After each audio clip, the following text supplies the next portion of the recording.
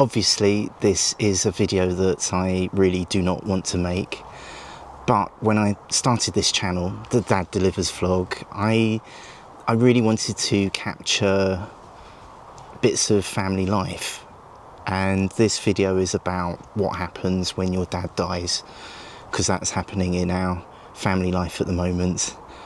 I don't know if I'll finish this video. I don't know if I'll edit it or upload it, or even if I do upload it, whether I'll keep it out there. But I wanted to make this for myself, and in case it might help you either now or sometime in the future. So Dad died 3 days ago. He featured quite regularly on the channel. I think I've got some clips here. I'm going to try and dig some clips out. This is footage of something we made over COVID, dopey video about the lockdown and how we followed the rules. It turns out our government administration here in the UK was not following the rules.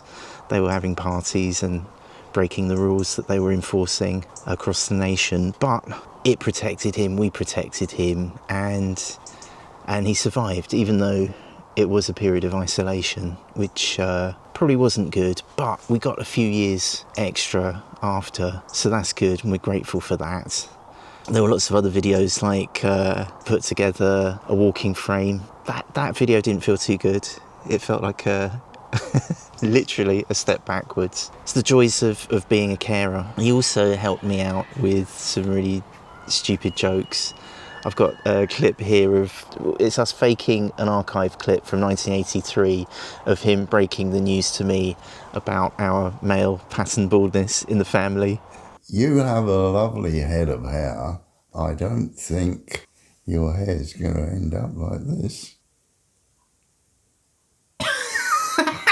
He really liked being in the videos and really liked being on the channel, but on Tuesday night this week it all came to an end, and it was very unexpected. It was in hospital, and I have no idea what happens next. I'm 3 days in, and I wanted to capture this for myself, but also just to put it out there in case it might help you, because I don't know about you, but I don't see that much about this in the media or even online. Completely understandably, nobody wants to deal with it, and when it is happening, you want it to be private. But he was really up for sharing things online. He was really up for being on the channel. All the clips you'll see are filmed with his consent. And I was actually making a video or a series of videos about what it was like being a carer, what it is like being a carer. It's now past tense. And he let me video some situations we were in, which was very kind of him. I just couldn't bring myself yet to make those videos. I think I will. I do want to maybe incorporate them into this series of videos if this carries on, because it's hard. And if you are a carer or you are about to face that, I just want you to know you're not alone. I'll just tell you what happened, and then I'll walk you through the situation I'm in now, because I've no clue about what happens next, either emotionally or procedurally, bureaucratically, what happens next. But anyway, this time last week, I'm shooting this on a Saturday, and last Saturday he went into hospital with stomach pain. He went there by ambulance, and the hospital were running tests, and at no stage were we expecting what happened to happen. Maybe the hospital were, but we weren't. I managed to see him every day, and the family came with me, and we saw him on Tuesday night, the final night, and he wasn't feeling great, but it didn't seem like the final evening. So we tucked him in. Visiting hours ended at 8 o'clock. he gave us a big smile. He had his DAB radio. He's listening to Radio 2. Big smile on his face. Said goodbye. And we went home. And then the next morning, for some reason, I turned my phone off. I wasn't expecting there to be any emergency. If anything, it was respite from him being in his flat. I kept my phone on overnight. He had a panic button, an SOS button, because he'd been having falls. And I actually turned the phone off because I thought, oh, someone's looking after him. It felt like a really nice break for one evening. I think all of that went on in my head subconsciously. It wasn't a deliberate thing. I just turned my phone off. And then the next morning at about 6:30, got up really early, and I just glanced on my phone and saw that there was a voicemail icon message. I've got a voicemail. And I knew then something must have been up. It's never good when you get a message from the hospital, is it? It's not like they're going to call and say, hey, guess what? He's had something to eat. He's feeling better. Just wanted you to know. No, if they've got news, it isn't good. And there was a second message as well, this time from a doctor. So I had to call the ward. I knew, but they were so good at it. They were so good at making this call. And how horrible that that's part of your job, to make those calls. So I called the ward, and the nurse who answered said they'll call me back in a few minutes. And 5 minutes later, I got the call from a doctor, first asking me to sit down, and then second sentence in was that your father has passed on, has passed away. And the next few minutes are a blur, because she talked me through what had happened in the night, his situation, he deteriorated very rapidly, and a decision was taken at 2:30 in the morning to withdraw treatment. And then so it's 6:00, 6:30. I had a bit of a dilemma, because I just assumed that when that happens, they move him on into the basement of the hospital to process things. But I knew they were changing shifts at 8:00 in the morning, and she said he wasn't going to be moved until the shift changed. And I'm about 25 minutes away from the hospital. I said, I think I'm going to come in. And they said, well, great, but he will probably be moved when the nurses change shift at 8:00 in the morning. So we had this decision there and then. Do we go and see him? I knew instantly I had to get there. I wanted to be there. Even if I got there and decided not to see him, I didn't want him. I did not want him to be alone, as daft as that sounds. And I knew that whatever I decided in that split second, I knew it would probably affect me for the rest of my life. And I didn't want the regret of not being there to see him. So I went with my wife and our son, who's 16. And we got there, and the curtains were drawn, and I'm really glad that I saw him.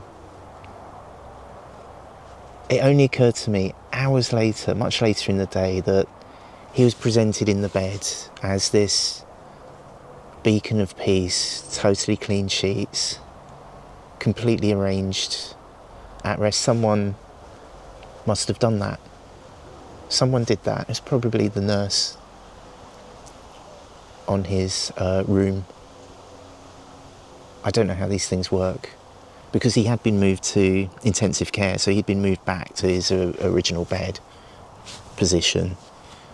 Someone arranged him, which is really kind. There are all these things that obviously they know this. It's not theatre, but there's a process, a system, and I'm very aware that we're in this system.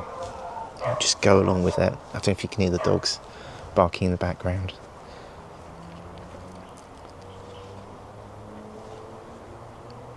We decided to see him as a family, as with my older son. You know, obviously this is a choice for you. We've made our choice, and I'm more than happy with how that went. And we saw him for the last time. Even we held his hand, we touched his hand, which I hadn't done for my mum.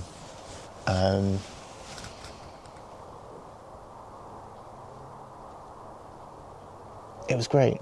It was great. It was really good to, you know, obviously it's not great because I didn't want it to happen. But I'm glad that we went to the hospital as quickly as possible while he was still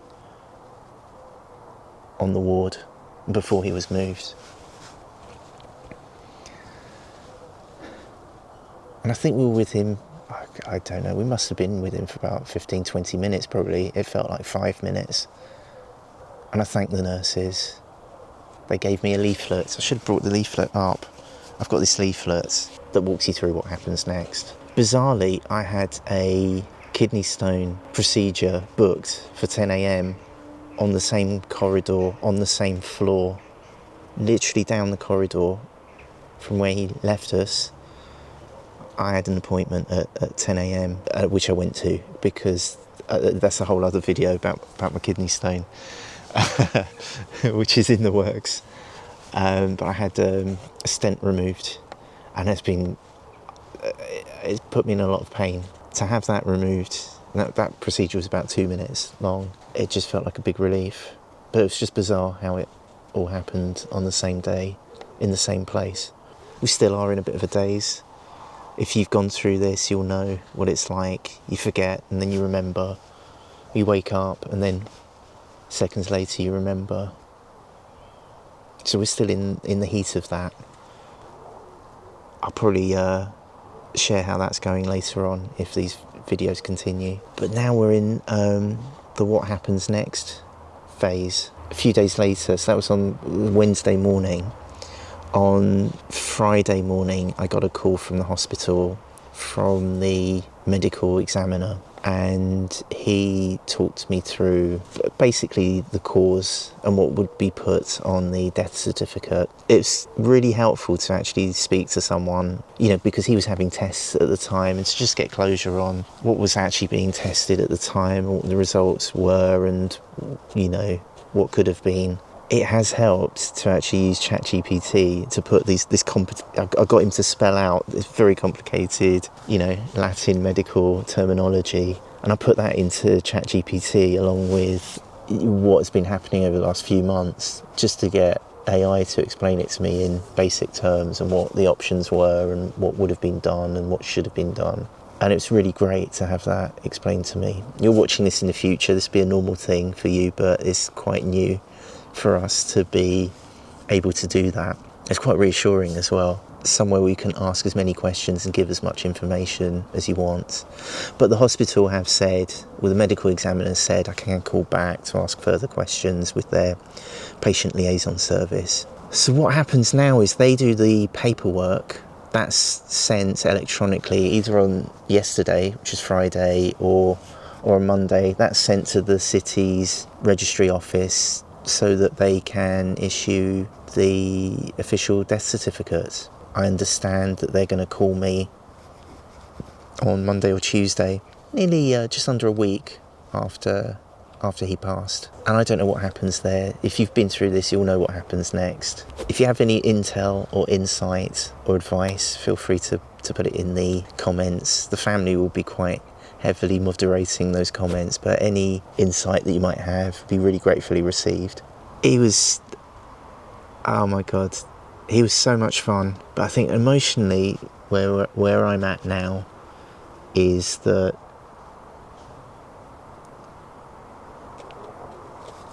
it's hitting me that, because I lost my mum about 12 years ago, he was still looking after us. I was looking after him physically. I was going out buying stuff from the shop and getting his night nurse and helping him with his doctor's appointments, various appointments. But he was still looking out for us. You know, financially, he'd transfer a bit of, you know, if I bought him a cheeseburger, there'd be a few quid in my account to pay me for it. Literally the same day. And I knew he had our back. I knew he would do anything, even in the condition he was in. He still would have done anything for us. And that's gone. It's gone. And it's just sinking in that parental safety net is no longer here.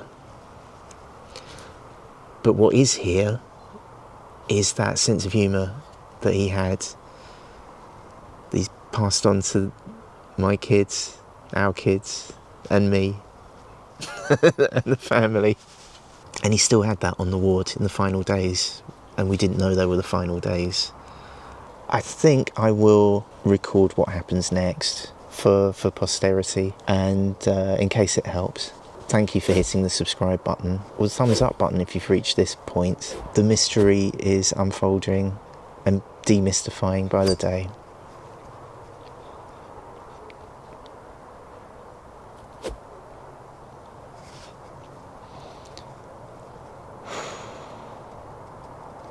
I don't think I've made a video like this, so thank you.